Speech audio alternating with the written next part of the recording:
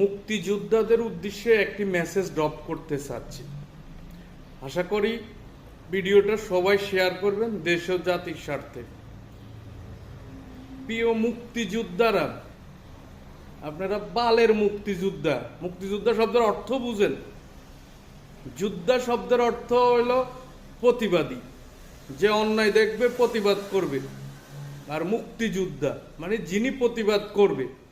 আপনারা 1971 সালে আঁধারে কি বাল হালাইছেন, কিন্তু আর আমরা দেখি নাই।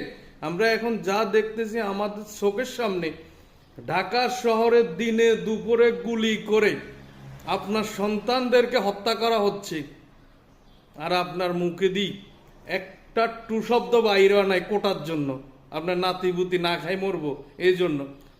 তাহলে আপনি কি বালের মুক্তিযুদ্ধ, আপনি কি বালের প্রতিবাদী? আপনার মতে এরকম মুক্তিযুদ্ধের থু মারা দরকার।